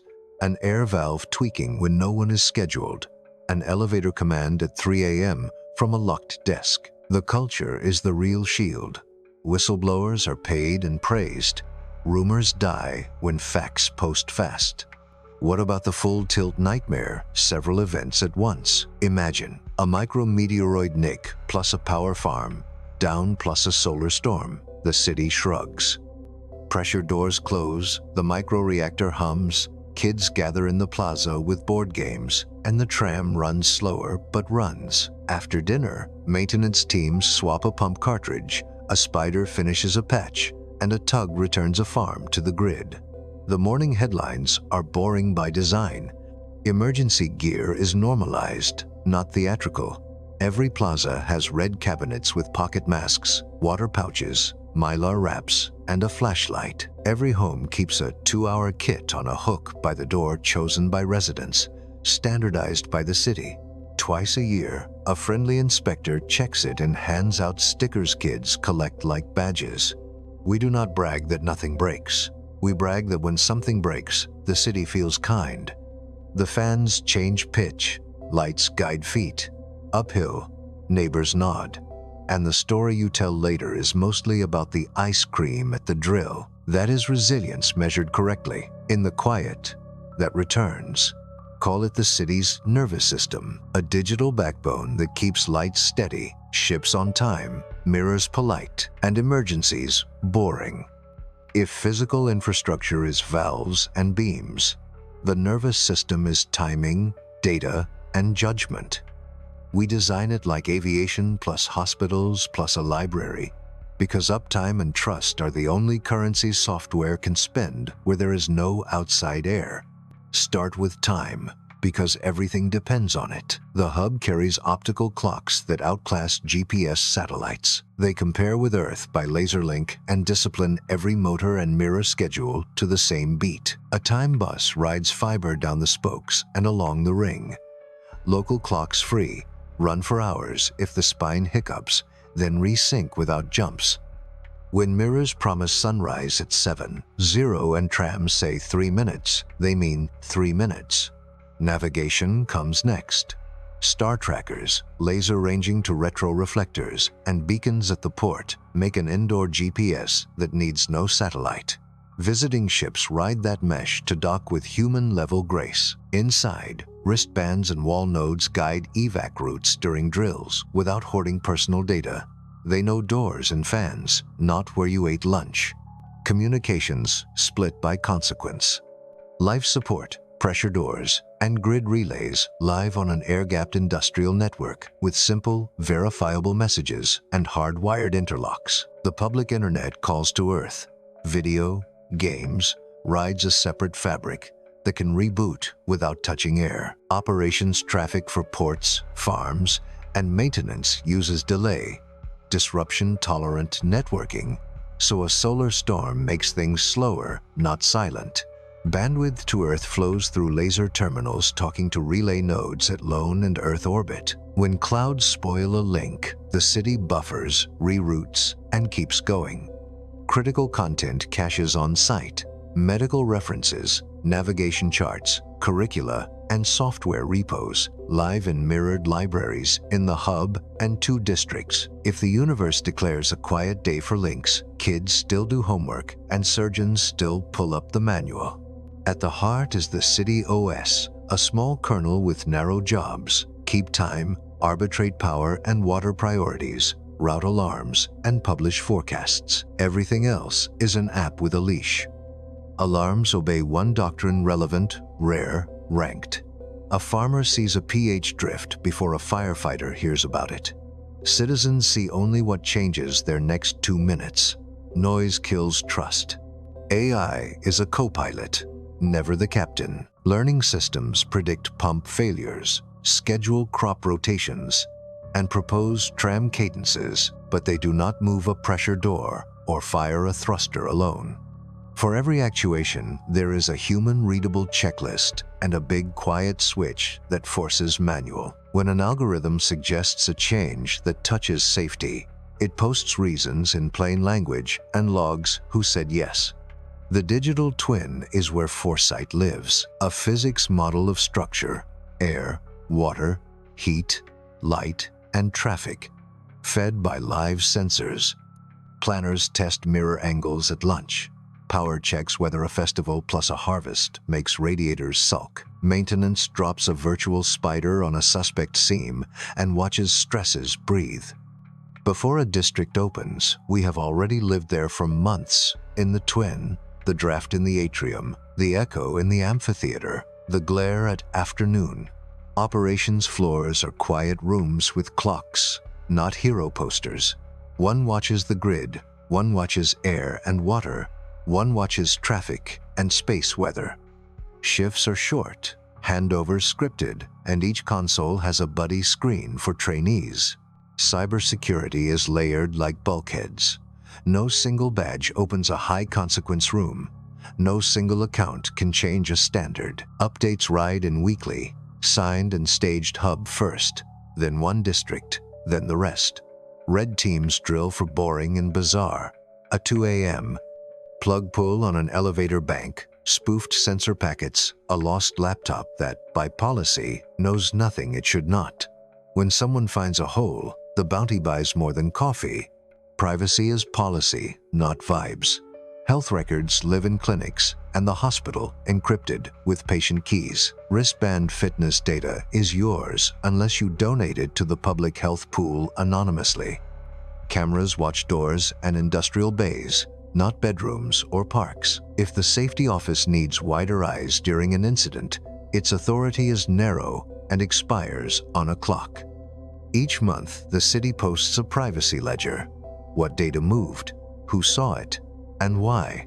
Education and culture ride the backbone. Classrooms pull live feeds from hub telescopes. Labs in different districts share experiments. A sixth grader's sensor kit uploads CO2s and light to a map. Concerts stream between amphitheaters with millisecond sync, so a singer in one district trades verses with a violin in another. Access matters. Interfaces use clean icons and short words. Everything important speaks in at least the city's 3 most common tongues, and wristbands can read alerts aloud. Color is never the only cue. Haptics, a pulse on a handrail, a ripple underfoot join light and sound, so people with different senses get the same message. Space weather is a channel everyone checks like a surf report. The city OS ingests solar wind and X-ray data from sunward probes and turns them into 3 numbers. Residents understand storm chance, expected dose bump, link quality. The tram might run a minute slower. The low-G hour might be rescheduled. Surprises shrink when forecasts become household words. Finally, dignity in downtime. When links to are thin, public screens switch to local art. Caching makes the city feel self-contained, not cut off. When the grid practices islanding, cafes dim smoothly and offer quiet hour discounts. When a drill runs, the soundtrack is calm voices. Software's highest art is to make itself forgettable. That is a nervous system we can trust. Time you could set your heartbeat by. Networks that fail like rain. A twin that rehearses tomorrow. And AI that recommends instead of rules. In that quiet, people do their jobs, kids do their homework, and the city feels like what it is meant to be, a home that happens to orbit in the sun. Trade routes make a city feel connected. Our first space city lives because ships arrive when they should, cargo clears without drama, and people can tell in minutes what it takes to get from Earth to a front door. Logistics is not the thrill. It is the daily heartbeat that keeps shelves boringly full. Start with a route map. Earth launchers deliver to low Earth orbit. Tankers and tugs handle the rest. 2 corridors carry most traffic: Earth, Lone, and Lone, L5. The first hop takes days by chemical propulsion. The second, about a week. Timetables treat these legs like rail. Departure windows, standard rendezvous altitudes, and fixed handoff orbits where a tug plugs in and a pilot signs a tablet. Ship classes keep parts and training sane. Couriers carry people, time-critical spares, and lab samples. Tankers move liquid oxygen and hydrogen, or pressurized xenon and krypton. Barges push shield modules, water, and regolith bricks in slow convoys. Tugs are the workhorses. Electric propulsion, big solar wings, robot arms, docking tools, and a pilot couch for the rare manual minute. Each class has a type code, a maintenance manual, and a shelf of spares that looks the same in every bay. The port is the metronome. Docks line the non-rotating hub like notches on a gear. Approach lanes are one-way and separated by speed. Departing traffic leaves along a different plane, so plumes and paint flakes never kiss arrivals. A ship calls final at a set distance, receives a time-stamped landing slot, and sees green bars light the rim of the bay when attitude is right. If anything disagrees power hiccup, odd sensor, the system throws a polite wave off and offers a retry 20 minutes later. Customs is physics plus paperwork. Everything dangerous has a code: pressure vessel, oxidizer, reducer, cryogen, biohazard, magnet, radiation source. Labels tied to real sensors. No one argues with a mass spectrometer. Import taxes are low and simple. Inspection is thorough and quick. Passengers clear a brief medical screen that checks dose badges and vaccines. If you feel woozy, a coach takes you to a quiet bench and warm light. The moon is our quarry and neighbor. A mass driver near a polar mine slings pallets of regolith wrapped in aerogel and foil. A catcher at Lone grabs them with a magnetic cradle and lets them cool. Water travels in composite spheres that double as shield modules. Rock comes as bricks. The job at Lone is sorting, not heroics. Split loads by client, top up tanks, ship onward on schedule. Standards make the sky legible. Fuel couplings, data plugs, docking rings, and hazard flags follow open specs. A pilot certified on one tug can fly them all. A mechanic can swap a valve with eyes closed. If a manufacturer proposes a better connector, they submit tests, not brochures. The city publishes the spec book and updates it in public after hearings chaired by the safety office. Traffic control is half software, half tradition. Ships announce themselves weeks out and file updates daily. The port posts a rolling queue with priorities the public understands. Rescue beats research. Life support beats luxury. But a delay penalty grows if a harmless freighter keeps getting bumped. That math keeps politics small. During solar storms, the queue slows calmly. Passengers nap, and tankers become batteries. People move like cargo with better views. The typical itinerary starts with a launch to low Earth orbit, a short transfer to a lone liner, and a couch by a window while a tug does the work. Meals are simple. The show is Earth and Moon in slow dance. At Lone, you step through a quiet concourse, stretch, and board the Le5 leg. On arrival, the port doors open to a stillness that makes your ears ring. The sound of fans and your own breath. An elevator ride later, you are on a river path that curves into its own sky.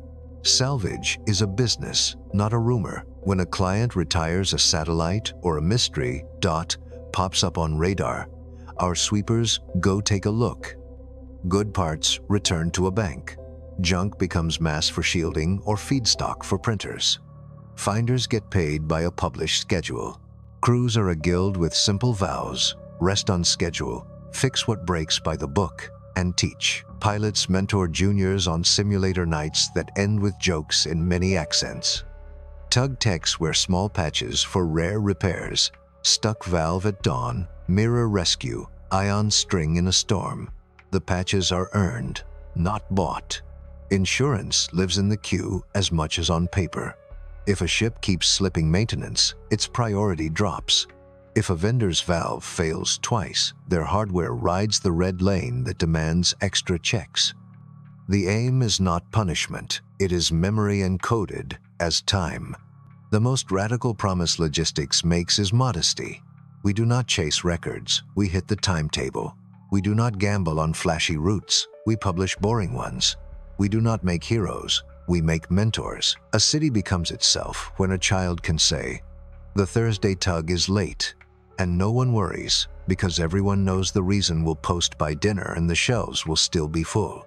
Industry in orbit is not smokestacks and forklifts. It is quiet light, cold vacuum, and gravity you can choose like a tool. We lay out factories the same way we lay out neighborhoods, by what the work wants.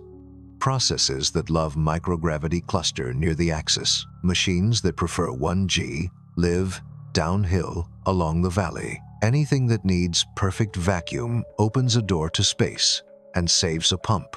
Start with the raw feed. Lunar regolith arrives as bricks and gravel for shielding and as refined ingots of aluminum, magnesium, and silicon for structures and glass.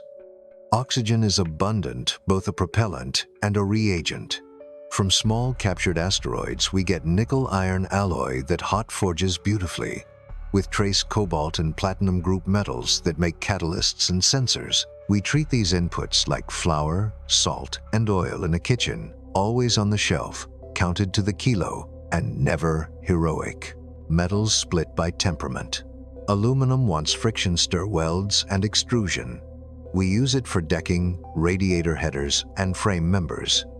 Nickel iron loves hot isostatic pressing and additive repair. It becomes trunnions, bearing races, and load pins. Titanium is precious, reserved for spokes, medical tools, and parts that earn every gram. Small powder bed printers live in glove box cleanrooms to print complex brackets and manifolds on demand.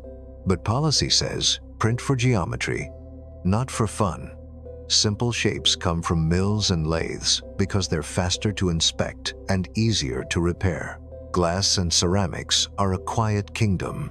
Fused silica and aluminosilicate panels become skylights, radiation-damping windows, and optical benches. Microgravity lets us pull flawless fibers and cast large mirrors with minimal sag. Basalt fiber, pulled from lunar feedstock, forms rebar, pressure-neutral panel skins, and fire-safe fabrics. Ceramics centered in a near-perfect vacuum emerge dense and clean, great for valves, insulators, and bearings that never see oil. Polymers are the heartbeat of interiors and plumbing, but outgassing and flame risk keep us conservative. We standardize on a handful of space-proven families: PEEK and PI for hot, strong parts, cross-linked polyethylene for water lines, fluoropolymers for chemical duty, halogen-free elastomers for seals. Every resin carries a data card: smoke index, toxicity, cleanability. 3D printers that use filament and pellets sit in ventilated booths and log every job for traceability. Scrap is chopped, filtered, and repelletized. Nothing leaves the loop unless it cannot be purified.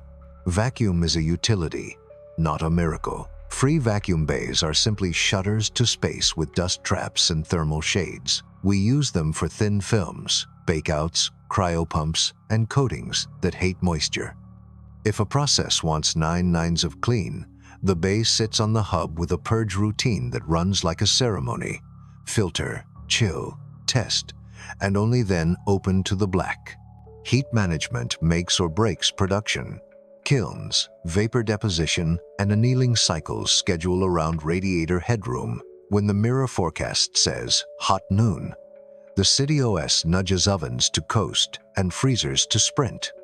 Shops pay less for power at night, when farms dim and radiators smile. The result is a factory town that hums without picking fights with its own weather. Microgravity is more than a party trick. Near the axis, we grow crystals that on Earth collapse under their own weight. We cast solder bumps that wet uniformly. We anneal films that would sag in a breeze. We extrude Z-bland fiber that can beat terrestrial glass on loss if drawn clean. None of these is guaranteed money, which is why we run them as a portfolio pilot lines with hard gates, kill switches, and an attitude that says failure is tuition if documented well. Standards keep shops interchangeable. Every part that meets the public uses common fit classes, hole, slot, tab, and rail dimensions that a robot can recognize by touch. Fasteners sort into 6 sizes by head shape and thread. You can fix a sink with the same kit that opens a junction box. Cables share keyed connectors that refuse to mate wrongly. The spec book lives online, versioned. Changes require tests, not slides, and the safety office signs off when a failure mode shrinks. Repair culture is the city's real factory. Every district has a Riemann Bay benches, microscopes, soldering stations, solvent cabinets, and a small furnace. When a pump complains or a laptop port cracks, we triage, mend on site, swap with a refurbished unit, or send the corpse uphill to the heavy shop.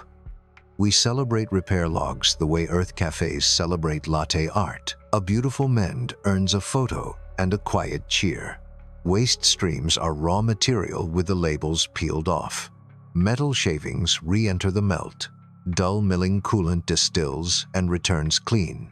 Spent sorbents from air scrubbers regenerate in ovens and rotate back to duty. Organics that aren't food grade feed pyrolysis units that produce waxes, oils, and syngas for chemical lines. The ash becomes biochar that improves soil. Trash day is a misnomer. It's inventory day for the wrong bins.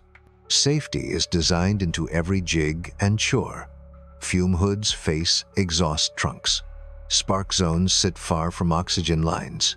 Battery rooms use ceramic racks and firebreak cells. Lockout, tagout is sacred. Robots handle hot, sharp, and toxic. Humans do alignment, finesse, and judgment. Training is modular badges for ovens, lasers, lifts, vacuum discipline, so managers build crews like a flight roster, the right mix to cover every step without overworking a unicorn. Education feeds the bench. Teens rotate through maker studios that feel like joyful factories, CNC routers, textile rigs, optics tables, and a soft vacuum lab that teaches glove work without risk. Apprentices carry a booklet of competencies: metrology basics, torque and seal hygiene, solvent handling, ESD discipline. Certificates mean higher pay, broader shifts, and pride in a pile of stamps earned the slow way. Design language ties it all together. Panels snap into standardized bays.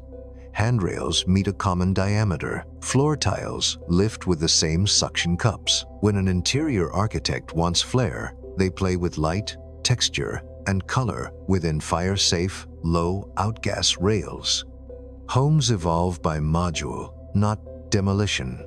A family adds a nursery bay, upgrades a galley unit, swaps an old closet for a fold-out desk. The economy grows when upgrades are a pleasure rather than a rebuild.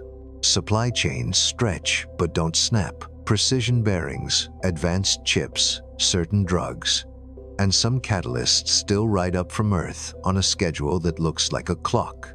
We do not pretend otherwise. So we hold strategic spares, cultivate 2 vendors for each critical item, and qualify good enough alternates that keep water flowing and air clean if a perfect part misses a boat. Finally, aesthetics matter because industry lives next to breakfast. We wrap loud, bright work in quiet skins. We borrow waste heat to warm a winter festival or a greenhouse in maintenance. We cast offcuts into benches and stair treads that tell their story in tiny flecks. A city that makes its own tools inherits a special confidence. The doorknob you turn in the morning might have been poured, milled, and polished 3 blocks away. That closeness work you can point to turns a frontier into a hometown. Knowledge is our export as much as propellant and parts. The first city in space is a campus by design. Every block has a classroom, every workshop a lab bench, every plaza a lecture hall, when the mirrors choose soft evening. Learning is not a department. It is the rhythm that turns a frontier into a civilization. Start with the schools. Early grades live close to farms and kitchens, so science smells like soil and soup.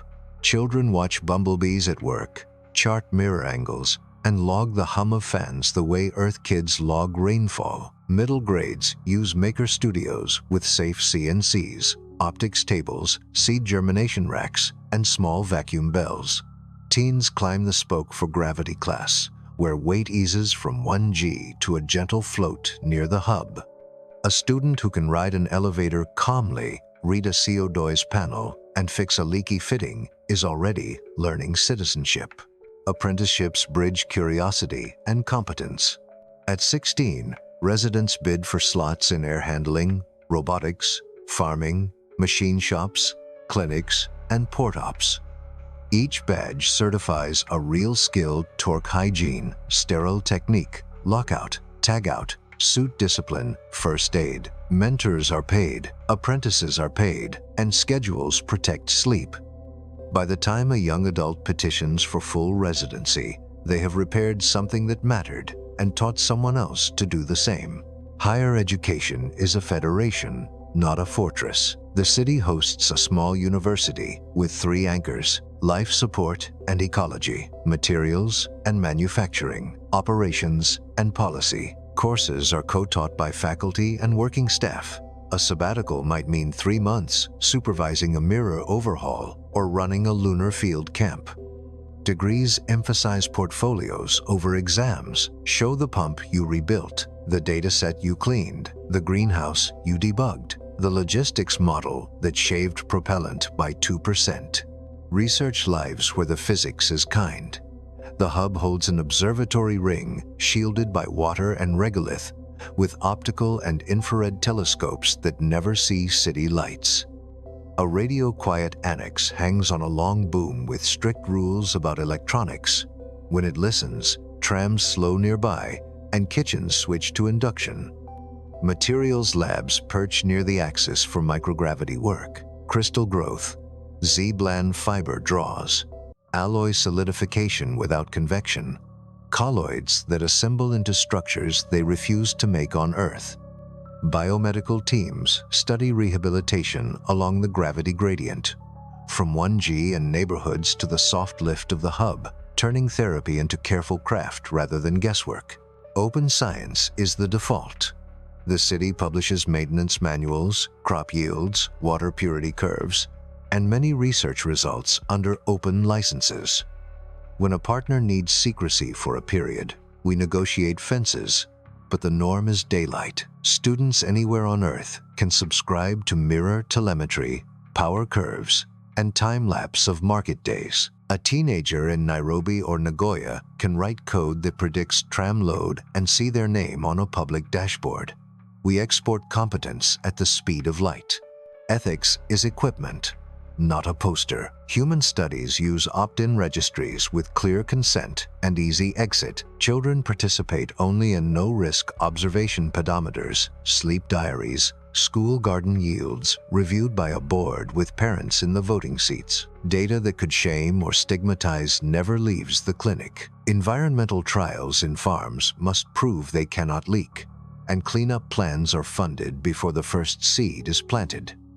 When a study ends, results are translated into plain language and posted on library walls, because dignity is part of the method. Culture layers into learning until they are one thing. The museum is a working shop where retirees show the next class how to rivet a seam on practice panels. The library loans tools and microscopes as readily as novels. Every district keeps a story wall, where residents post photos and notes about fixes, harvests, poems, and small disasters endured with grace. Once a month, the mirrors stage Constellation Night. Power dips a notch, LEDs fade, and the hub galleries open for quiet stargazing while buskers play under a sky that curves back on itself. Language policy follows kindness. Public notices appear in the city's 3 most common tongues. Classes teach all 3 from early grades upward. Pronunciation workshops sit next to welding labs. Wristbands can read alerts aloud, and signage uses icons as much as words. Knowledge travels fastest when you remove embarrassment, so interfaces favor short sentences, clean symbols, and color paired with haptics for residents who see or hear differently. We invest in art because it trains attention. Residents commission mobiles that whisper with air currents, kinetic facades that echo mirror angles, and light pieces that change with tram cadence. Poet laureates ride maintenance shifts and turn schedules into stanzas. A violinist plays a duet with a deep sky feed from the hub. The half-second signal delay becomes part of the music. Festivals celebrate useful beauty, best repaired pump, smartest compost, calmest wave-off at the port, because taste and craft keep a town gentle. Earth remains our largest classroom and partner. Visiting scholars swap months between the city and universities from Quito to Quebec.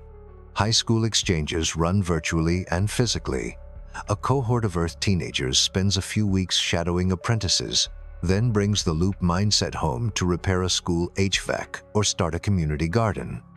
When disasters strike on Earth, our engineers help remotely. Water, safety playbooks, mobile, clinic designs, logistics tools tested where failure is measured in air and light. The city is not an island, it is a lantern.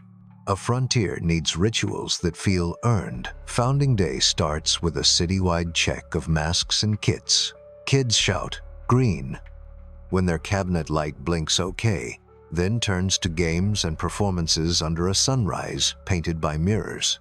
Remembrance Day gathers names in the Memorial Grove and invites silence long enough to hear fans breathe.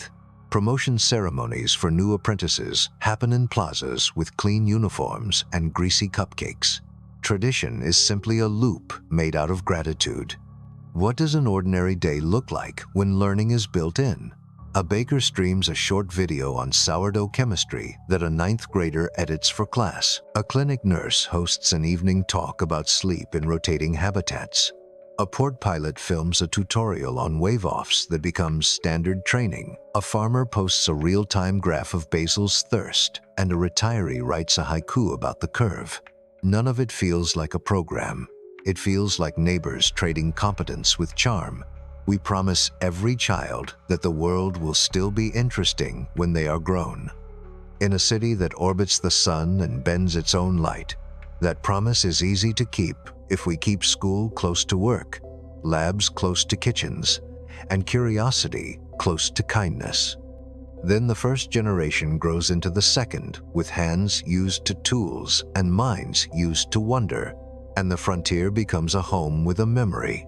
Call it the city's climate and ecology, the difference between a machine that keeps you alive and a landscape that makes you want to stay. We are not importing Earth whole. We are composing a smaller, steadier symphony that still smells like rain and soil. The rule is simple: control what must be controlled. Let the rest feel like weather. Air is the first canvas. We keep temperatures comfortable, but let the day breathe. Cool mornings for joggers, warmer afternoons near markets, softer evenings for sleep. Humidity stays between 40 and 60%, with river edges and greenhouses allowed a small swing. Vents hide in ceilings and curbs, moving air as a gentle breeze that follows paths and plazas. The goal is not sterile. The goal is kind. Light paints time. External heliostats send sunlight through slot skylights. Diffusers soften it into a convincing sky. We program seasons. Longer golden evenings in summer, crisp morning light in winter, and a short monsoon of higher humidity that gives farms and parks a break. Festivals ride that rhythm. Constellation nights dim LEDs and hold mirrors at a dusky angle so the hub's stars appear. Children will grow up with a calendar written in light. Water is choreography. A river follows the valley in wide S-curves that slow flow and create eddies where people linger. Terraces step down with reed beds that drink nutrients and stones that invite bare feet. Culverts and lift gates handle the rare storm when misting trees and sprinklers stage a cool day. The river swells but never menaces. Along upper terraces run quiet rills, thin sheets that act like public humidifiers without wasting a drop. Biodiversity is deliberate. A closed habitat cannot host everything. It must choose wisely. We plant in layers: canopy for shade, understory for fruit, ground cover for resilience, using tough temperate species that trim well and recover quickly. Wildflower ribbons cross each district to feed pollinators. A seed vault in the hub holds backups and wild cousins so adaptation stays possible. Animals bring joy and risk. We allow bumblebees in managed greenhouses and small songbirds in netted aviaries that open to plazas at set hours. Cats and dogs live by license, spayed, vaccinated, and tracked with off-leash time in enclosed parks. Aquaculture provides fish. Any expansion: chickens, goats, waits for strict noise and waste rules, plus consensus. We are generous with companionship and ruthless about biosecurity. Pests and pathogens are inevitable. Monocultures are optional. Farms interleave species, rotate varieties, and lean on biological controls under careful monitoring. Streetscapes avoid host plants for major crop diseases. Sensors patrol the gardens, sniffing for trouble and spotting stress before eyes do. When something slips through, response is surgical and fast, with replanting plans prepared in winter. Soils are engineered the way bread is. Ingredients, texture, microbes, time. Beneath parks sit layered medium mineral grit for drainage, biochar to hold nutrients, compost to feed life. We top dress with leaf litter from our own trees and inoculate with a curated microbial mix. Once a year, kids help turn a ceremonial windrow and learn why clean dirt smells sweet. Sound is part of ecology. Fans whisper, Trams sigh and workshops hum, but neighborhoods are tuned toward a library-level hush. Pavements are resilient where it matters. Handrails do not ring. Plazas break echoes with trees and textured stone. We schedule quiet windows when heavy industry sleeps so concerts and bedtime can breathe. Smell is memory's partner. We put bakeries where morning commuters pass, basil near school gates, citrus at plaza corners. Exhausts vent uphill to radiators. Kitchens and workshops scrub aggressively. Farms exhale through biofilters that smell like rain. Heat waste is a crop. Radiators shed most of it, but we borrow some warmth to chill water and to dry grains, paper, and laundry. Phase change tanks soak up spikes so the valley stays steady when a mirror hiccups or a kiln insists on finishing at noon. Dark is valuable. True night helps sleep and biology. After curfew, path lights drop to firefly levels and shift to low blue spectra. The hub keeps the deepest night for astronomy. When telescopes open, trams slow, and nearby kitchens nod to induction, so radio and vibration stay calm. Invasives are policy as much as gardening. New species enter only by permit, with quarantine bays and grow-out trials. Plant lovers join a club that manages swaps responsibly. Smugglers lose privileges fast. The rule is simple. Nothing gets planted until someone shows the exit plan. Landscape is civic therapy. Each district keeps a high meadow at the top terrace where you can see the river curve into the sky and feel smaller in the right way. Paths alternate straight lines for walkers with curves for stroller talk. Public art borrows water and wind, kinetic pieces that move like leaves, light boxes that echo mirror angles. Maintenance is culture, pruning, compost days, bee counts, and amphibious robot cleanups of rills recruit volunteers. Kids log tree growth on their wristbands. A retiree squad tends the rose arches. When a blight takes a favorite maple, the memorial is a planting day, not a plaque. We will get some choices wrong. A tree that thrived in year 1 may sulk in year 5. A bird that charmed may start stealing lettuce. A mist setting may invite algae. That is why we carry backups, trial plots, and humility. The Ecology Board farmers, doctors, teachers, engineers, and a poet meets monthly in public and publishes minutes anyone can read. What does a normal day feel like inside this climate? You wake to a cool room and a square of gold sliding across the wall. On your walk, the basil near the school makes you hungry. The river murmurs like a friend. A bumblebee lands on your sleeve and then thinks better of it. In the evening, lanterns and soft rills steal the day's heat as constellation night nudges your eyes upward. The machines keep you alive. The landscape makes you glad of it. That combination is the difference between survival and belonging. We didn't conquer space. We learned to keep promises. A city that runs on sunlight, mass, and patience can make birthdays routine and danger boring. We froze the standards, built the yard, proved the spin, sealed air and water, sized the radiators, wrapped the shell in stone, booked the first contracts, and seated a council that answers to facts. Then people moved in, planted a seedling, and slept under a sunrise that never lies.